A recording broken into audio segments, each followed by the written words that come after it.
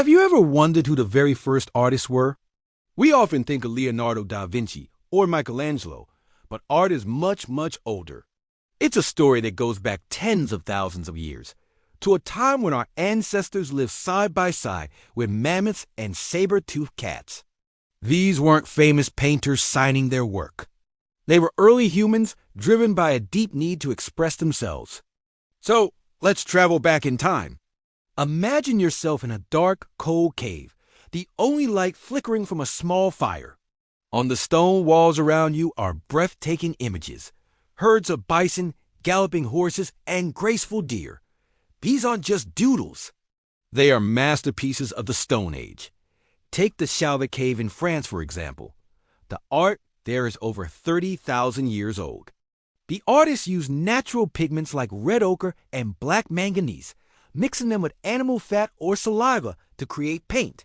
They applied it with their fingers, with brushes made of animal hair, or even by blowing the pigment through a hollow bone.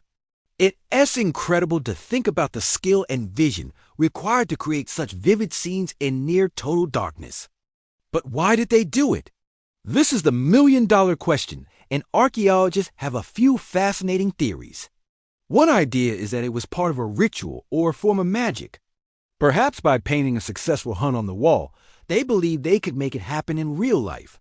It was a way to gain some control over a dangerous and unpredictable world. Imagine a group of hunters gathered around a painting of a wounded bison, preparing for the hunt. The art wasn't just decoration. It was a tool for survival. Another theory is that these caves were sacred spaces, almost like the first cathedrals. The art could have been used to tell stories, pass down knowledge from one generation to the next, or communicate with the spirit world. The handprints we see on so many cave walls are particularly haunting.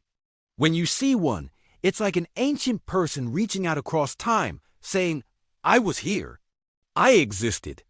These stencils were often made by placing a hand on the wall and blowing pigment over it, creating a negative image. It's a deeply personal signature from someone who lived thousands of years before writing was even invented. And it wasn't just paintings. Early humans also created sculptures.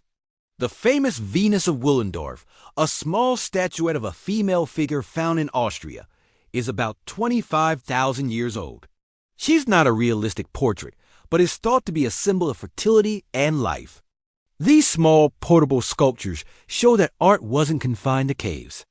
It was something people carried with them, a part of their daily lives.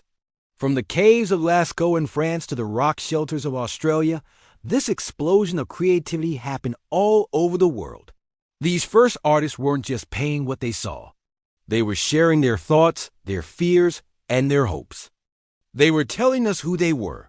They laid the foundation for every piece of art that has ever been created since.